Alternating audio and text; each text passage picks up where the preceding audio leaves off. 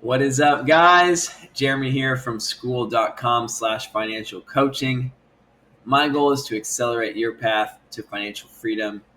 And financial freedom, it is one part finances and four parts freedom. Okay, it is personal to you, it's catered to you, and that's what coaching is all about. It's not about the content and the information or the insight nearly as much as it is about the accountability and the motivation and the encouragement, the direction. What do I apply next? That is the value in coaching more than anything else. Kind of like a personal trainer for fitness. It's not buying a book about ideas of exercise. It is, no, I want personal training. So you're in the right place for that. I want to make a video about level 5, the Rainmaker. And I'm going to keep my content right now steered more towards levels 1 through 4 because that's where most people are going to be at. And it's what I'm more familiar with and have more experiences to draw from. But I at least want to get the ball turning a little bit, the ball rolling on Rainmaker and Apex Financial Freedom. Just a couple thoughts. Within Rainmaker, one of your focuses is maximizing enterprise value. So you are in this stage of abundance and multiplication, money is flowing, and you are trying to lean into ROI analysis, opportunity cost analysis, and then you're trying to maximize enterprise value. Financially, those are really the most important things probably for you to focus on. And there are really two ways to maximize enterprise value, aka to make the company that you own or the company that you work for and own a chunk of, how to increase the valuation of that company. And it is by increasing the profits, increasing profitability, or increasing the sales multiple. Those are the two ways that you can increase the value of an enterprise, because ultimately a business is sold for an annualized profit number times a multiple. And what you multiply that number by, there are a lot of factors with that. But I want to just make a video diving into it from a surface level, because why not, right? It's something to be thinking about. A lot of times, the easiest way to maximize enterprise value, or at least to grow enterprise value, is to grow profitability. This is usually easier because it also aligns with you as an owner having more direct control. It is less risky usually, and it's really just about how can I marginally increase revenue and or how can I marginally cut costs? How can we operate almost like with our current format as profitably as possible? Of course, you can change formats, you could scale more aggressively, but generally scaling aggressively costs money before it makes money. So if you are focused on profitability, depending on your time horizon, that would help inform whether that growth scaling is important from a maximizing the profitability perspective. But let me take one step back real quick, and knowing which way to maximize enterprise value, part of it also comes down to who's the target purchaser of the business, who would be interested in owning this business, and what do they value. If you can maximize value for your target buyer, then it can help inform your decision making. For example, one of my businesses, Common Goods, is a resale warehouse, a liquidation warehouse. I have a friend who's an entrepreneur, and he does a couple things, but primarily he started his entrepreneurship being a business broker, a realtor for businesses, helping buyers and sellers of businesses find each other, taking a commission on those transactions. I asked him, what kind of multiple would a liquidation warehouse go for? If I were to try to sell my resale business, that sounds kind of funny to say, what could I get for it? Who would I expect to sell it to? And he basically shook his head and said, no one's going to be interested in buying that unless they're already in that industry, in which case you would know them better than I would. Like, just find someone that already has a store and see if they want another store. And what he was essentially telling me was, well, there were a couple things I drew from that. One, it helped me lean into profitability rather than earnings multiple, because earnings multiple, it's a higher risk, higher reward way to grow enterprise value, but it's dependent on a high dollar enterprise buyer. Generally speaking, you're not going to, if you're trying to make your business worth $5 million, that's great if you know there's a buyer for that business at $5 million.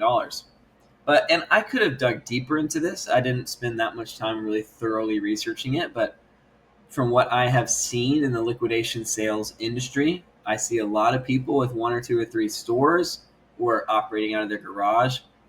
And all of them that I know personally are pretty strapped for cash. They keep a lot of their money in inventory. And as they grow their money, they grow their sales footprint. They expand their inventory to multiple sites. But none of them are $5 million buyers or even $1 million buyers.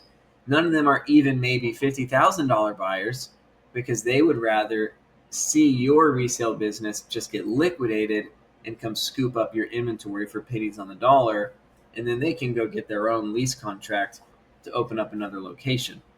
So they're not interested in your business intrinsically. They might just want to grab your stuff from you.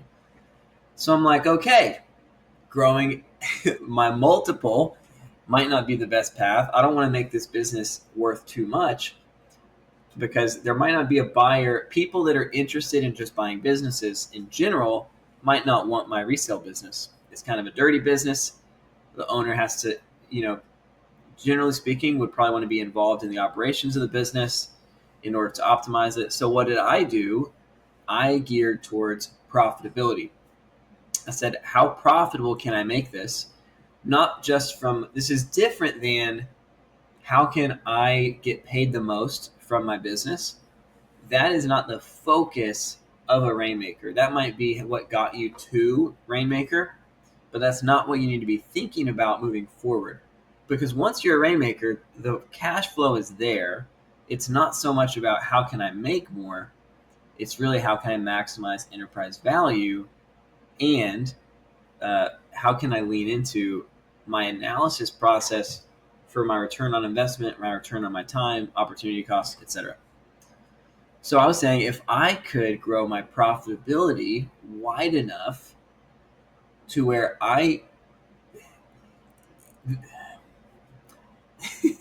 if I can, then I can create my own buyer.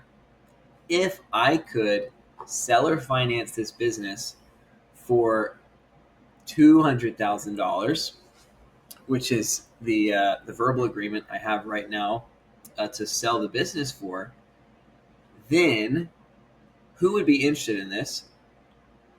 Plenty of people that are working currently for $30,000 a year at some blue-collar job, cutting grass, working at restaurants, doing woodwork, doing landscaping, doing crap, like plenty of blue-collar people that are making low wages and do not own the practice, who could say, well, you will sell this business to me, and I can pay you from the sale of the business with the profit of the business, and still, even after my payment to you, make more than I was making before.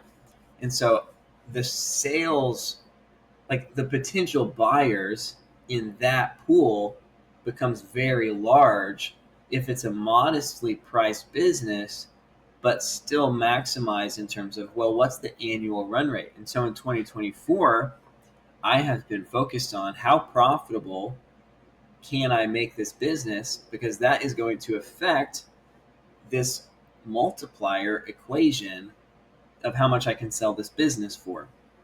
Because I know there will be buyers if the profitability is already there to pay for the purchase of the business, This business will pay for itself. All you have to do is keep working it. And of course, you can grow it, etc. But that's different than buying something that then requires a new level of work, new level of growth, new synergy in order to maximize the value of the business you purchased. If it's a highly profitable business, then it's like, hey, you have plenty of pathways, plenty of ways you could choose to operate it. No matter what, basically, this business is going to pay for itself. And by the way, you can also sell it, right? You can do the same thing down the road for someone else. And so that was long-winded. Didn't mean for story time to take that long. But the more high dollar buyers there are for the potential of your business, and the more well capitalized you are within that rainmaker reality, the more it might make sense to grow the sales multiple of the business. Normally, this is going to take longer, which is another huge factor, because you're going to have to see some of that growth, some of those efforts through the efforts you would do to grow the sales multiple. But generally speaking, it just means get bigger and faster. If you can increase your revenue meaningfully, so within my liquidation store example, it could be like, hey, could you get from one location to 10 locations? Or and if you can't do it yourself, could you maybe franchise that out, right? How do you grow your revenue, even if the profit's the same?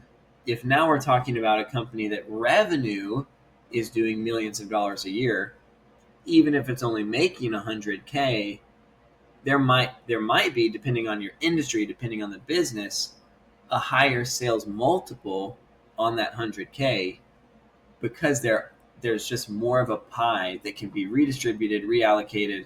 They can come in with their expertise and their cost-cutting analysis to how are we going to make this make more money. There's plenty of business buyers that will pay a premium for scale, and pay a premium for growth, and pay a premium for autonomy. Those would really be the three ways you would grow your sales multiple. The revenue, right? The scale is just how much total dollars on the top line is this business generating. And there's different ways you could do that with different businesses, but you're funneling lots of money into marketing spend. You're trying to just grow the top line. You're just focused on that. You're not so stressed about your take-home pay, because you're trying to maximize enterprise value by maximizing the multiple by which your enterprise will be purchased. Revenue / scale, right? Growth rate. This one, again, it's going to take a couple years, because they're going to want to see the growth rate over 2 or 3 or 4 years potentially, not just 1 year. Whereas profitability, growing the profitability base of a company, you can do that in 6 months. Say, look, you'd want it to be longer, right? But if this is what it's doing consistently, and there's no change or fundamental difference projected, that you could sell a business faster for marginally more by focusing on profitability. But you can make more total on the business by focusing on that multiple. If you can get a 5x multiple instead of a 1x, that's going to be huge. But the growth rate, so how fast is the top line growing? Not just what is the total number for the top line, but how fast is it growing? So you might have $1 million in sales every year. Awesome. But if it's $1.1 million next year and $1.2 million the year after that, that is going to hurt your sales multiple. Versus we did $1 million, and then we did 2, and then we did 5, and then we did 20, right? They want to see a high growth rate. Again, even if the profitability on that was a flat 100K net profit, the valuation of that business would be skyrocketing from the multiple perspective, especially if, right, the top line is the bigger the top number, the better. The bigger the growth rate, the better. Right now, my investment firm, BR Legacy, it has a pretty impressive growth rate year over year with a 3-year history so far. But it's still so small in the top line perspective that it's not necessarily a super valuable company, but certainly that growth rate, if I can sustain that over another year, where it's superseding my relational network. It's superseding, um, just addition, but it actually is a multiplier effect in continuation. That's going to increase the sales rate. I mean, I'm not selling PR Legacy, but it becomes a more valuable company from an enterprise value perspective. The third thing is autonomy. Could someone buy your business and never need to touch anything, right? Like, could I just pay X and never meet anyone, never shake a single hand, never cut a ribbon, and certainly never clock in and clock out my actual Monday through Friday efforts? If that is the case, which generally speaking, like a software as a service business often would fit in this case, you can get certainly a nice premium of multiple. I'd say that's maybe the most impactful driver. It's all kind of relative. And again, it depends who your target buyer is. But if you're going after the top dollar in the top market, a lot of times that could be compelling, because the more wealthy that your buyer is, the more highly they value their time and the less interested they are in complicating their week, right? Especially if the revenue isn't there to where they would want it to be, etc. But having a business that's autonomous, it could also be like with the common goods example in the storefront. I could hire a manager that's, and they've been doing it for several years and they want to keep doing it. They're really happy. They're paid well. It's stable. And there's a couple people under them. So if that manager ever moved on, like we have other managers, we have a training process, etc. So the owner doesn't have to touch anything. They don't have to buy inventory. They don't have to sell stuff. They don't have to worry about anything. They can just buy the business. If that's the way that I structured a business, that's going to increase the sales multiple. Now, all three of those, and you can get a sales multiple that's quite astronomical. You can get a 30x sales multiple on a high revenue, high growth, high autonomous business. And it doesn't even have to be specifically tied to a multiple. Like, there are publicly traded companies that have their PE ratio, the price, the sales price, the going rate for the company is hundreds, right? Or even thousands over, like, as a multiple of the actual amount of money the business makes. So again, it is higher risk, higher reward to focus on the multiple, the scale, the growth, and the autonomy, the systematization of a business. But it also is going to take longer to flush out that way. And it is riskier, and you're going to have to work harder for sure. Versus you could become more profitable at a mom and pop level, really simple business. And it's not a super high growing business, not a super high revenue business, not a super high autonomy business, but it's still becoming worth more and more from just the true cost of operations getting more efficient, and you're just learning the business better and applying that to your operations of a business. You can still grow revenue, you can still hire managers, all that stuff, with profitability being your focus. But knowing which one you're focusing on is important. Considering who the potential buyer is going to be guiding for you to know which one to focus on, as well as what your time horizon is. If you're 85 years old and you might not have much left in the tank to give to this business, that's going to matter. Or if you just don't like this business, or if you're going to physically move locations and you can't operate a business the way you used to, there could be things that shorten your time horizon, as well as opportunity cost.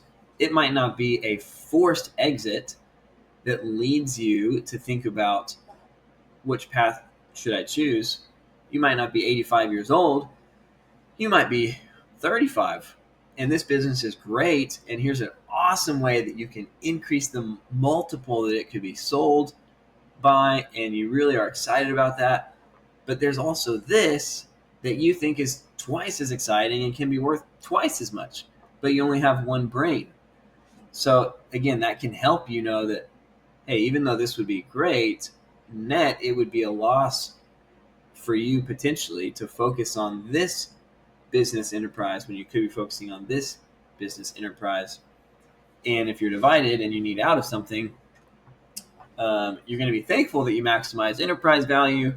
You're also going to be thankful that you knew the best way to do it. Because if you don't think this way as a rainmaker, you're going to make a lot of money, and then one day your business is just going to close. It's just going to shut its doors, and that's it. And you missed the best part financially of owning a business is the sale of the value of the business, not just what it paid you in salary over the years of operation, but the worth of the enterprise itself. You want to maximize that as a rainmaker. Don't get comfortable just because you're taking home a lot of money. You want to make sure that you're capitalizing on the opportunity to grow the value of the business, because that becomes the nest egg by which legacies can be created. And it's scalable far more than just your take-home pay from a salary perspective is.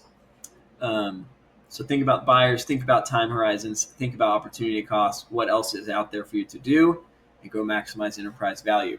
Sound good? All right, congrats, Rainmakers. It's a fun season. Don't get comfortable at level 5. Let's keep the journey going. Let's ascend the financial freedom pyramid. That's all I got for y'all today. I'll talk to y'all soon.